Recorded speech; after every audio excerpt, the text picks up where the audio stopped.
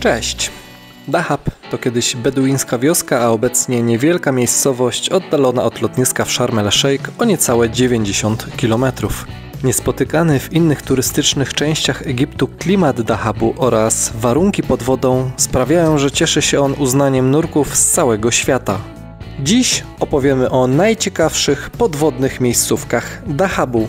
Zapraszamy! Aby zobrazować, jak różnorodne i ciekawe są nurkowe spoty, na początek dla porównania Lighthouse, czyli popularne miejsce do odbywania kursów, a także doskonałe miejsce do odbycia nurkowania sprawdzającego podczas pierwszego dnia wyjazdu, wyważania się, czy po prostu do wstępnego rozpływania się przed bardziej wymagającymi miejscówkami. Wejście do wody może zaskakiwać, bo wychodząc z hotelu przechodzimy przez ulicę, kawiarnię i w zasadzie już jesteśmy w wodzie. Lighthouse pod względem logistycznym często jest świetnym wyborem, ale umówmy się, od najlepszych miejsc nurkowych odstaje, więc wsiadamy do auta i jedziemy na południe. Na początek Moray Garden. Możemy tutaj wygodnie usiąść, zamówić coś do zjedzenia, czy po prostu w cieniu omówić nurkowanie. Nazwa Moray Garden sugeruje, że miejsce znane jest z obecności muren, więc wchodzimy do wody, aby to sprawdzić. Miejsce jest polecane początkującym nurkom. Wejście jest łagodne, a oprócz muren można spotkać tu żółwie, ślimaki czy płaszczki. Czasem widziane są także rekiny gitarowe czy rafowe. Błazenki to również stali bywalcy tego miejsca, ale spójrzcie, co to? Okej, płyniemy dalej. Pięknie, kolorowo. A jeżeli komuś wydaje się, że to jest sporo ryb, to lepiej niech poczeka, co się wydarzy później.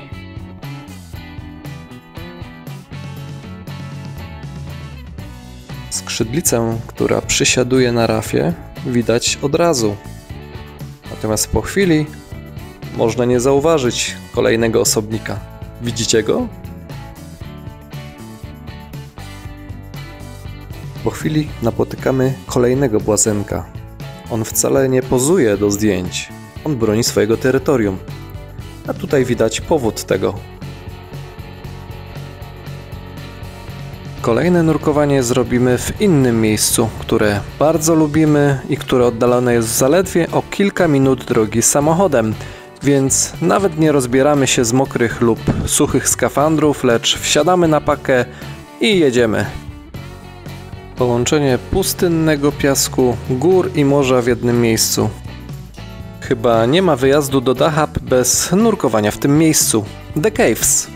Nazwa wskazuje na jaskinię, więc możemy spodziewać się interesującego nurkowania pełnego emocji. Wejście do wody jest trudniejsze niż poprzednio, ponieważ nie ma mowy o łagodnym zejściu po piasku. Tutaj musimy wskoczyć do wody. Po wejściu do wody jedna z jaskiń znajduje się bezpośrednio pod nami. Możemy tu spotkać graniki, skorpeny, jeżowce czy mureny. Niedaleko pierwszej jaskini znajdujemy drugą. Sprawdzimy, co kryje. Jest ona bardzo urokliwa, a padające światło nadaje niesamowity klimat tego miejsca. Miejsce to jednak nie jest polecane początkującym nurkom. Cudownie.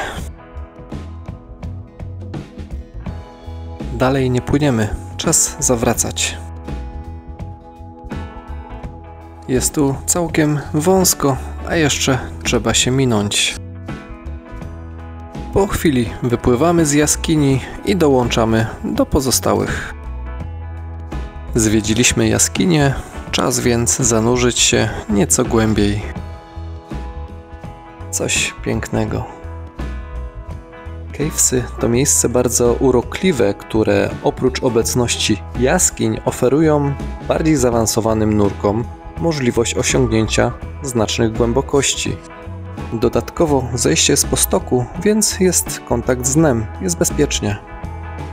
Na koniec jeszcze raz opływamy jaskinię, od której zaczęliśmy nurkowanie w tym miejscu. Tym razem nieco bardziej zwracając uwagę na przepiękny koloryt ścian. My moglibyśmy to oglądać bez końca. A Wam jak się podoba? Pomimo nieco gorszej widoczności w tym miejscu jesteśmy zachwyceni tym, co widzimy wewnątrz jaskini. Ciśnienie gazu w naszych butlach nurkowych wskazuje nam, że należy powoli zacząć się wynurzać. Opuszczając tę niezwykłą jaskinię, jesteśmy odprowadzani przez jednego z jej mieszkańców. To było bardzo przyjemne nurkowanie. Cavesy uwielbiamy i bardzo chętnie tutaj wracamy za każdym razem, gdy jesteśmy w Dahab. Najlepsze zostawiamy na koniec. Dziś zamiast na południe jedziemy w przeciwnym kierunku, a konkretnie około 8 km na północ od Dahabu, do najsłynniejszego miejsca nurkowego, do Blue Hole. Za mną restauracja, w której za chwilę rozpoczniemy briefing przed nurkowaniem w Elbels, a przed nami Blue Hole. Zaczynamy! Blue Hole, czy też jak nazywają nasz przewodnik nurkowy, niebieska dziura, to rozpadlina w rafie koralowej Morza Czerwonego, którą właśnie widzicie naprzeciwko. Ma ona głębokość znacznie przekraczającą 100 metrów i średnicę około 60.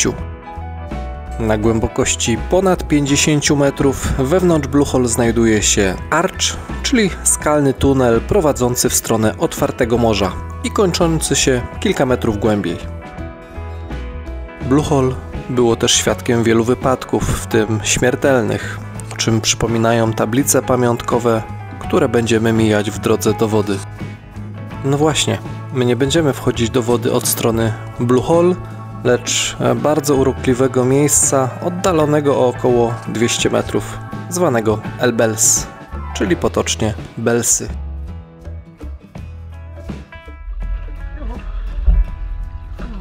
O, jest tu Jacek? Belsy to przypominająca tunel niesklepiona podwodna grota, opadająca do głębokości około 30 metrów, której wejście stanowi szczelina w rafie.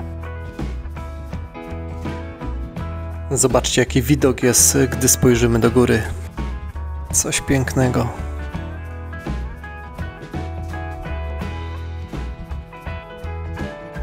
Osoby z klaustrofobią nie muszą się obawiać, bo w każdym momencie, np. zanurzenia, możemy opuścić tunel i po prostu wypłynąć z niego.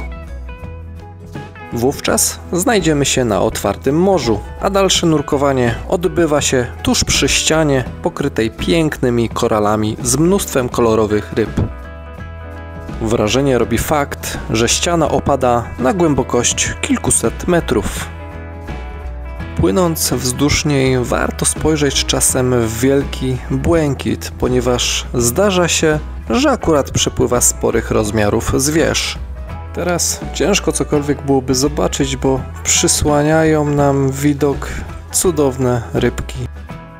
Po drodze mijamy wargatka sanitarnika, który innym rybom zjada resztki pokarmowe z przestrzeni między zębami, pasożyty skórne płetw czy skrzeli. Dziś jednak to my skorzystamy z jego usług. Po ogarnięciu toalety płyniemy dalej. Zanurzając się belsami, płyniemy na prawo, stopniowo wypłycając aż do głębokości około 6-7 metrów, czyli miejsca zwanego siodłem, w którym możemy wpłynąć do wnętrza Blue Hole. Widzimy już siodło. Ostatni etap nurkowania realizujemy płynąc tuż przy ścianie na głębokości kilku metrów. Po drodze mijamy freediverów, czyli w tym przypadku osoby nurkujące na jednym wdechu przy linie w głąb Blue Hole. W oddali widzimy punkt końcowy naszego nurkowania. Dla innych może on stanowić początek. Spójrzmy zatem w głąb Blue Hole, najsłynniejszej nurkowej dziury w Egipcie. Prawda, że robi wrażenie? To było super nurkowanie. Powoli zmierzamy do wyjścia z wody, a w kolejnym odcinku często wymieniany jako największa nurkowa atrakcja w Dahab, czyli kanion. Ale to oczywiście nie wszystko, więc będzie się działo. Do zobaczenia!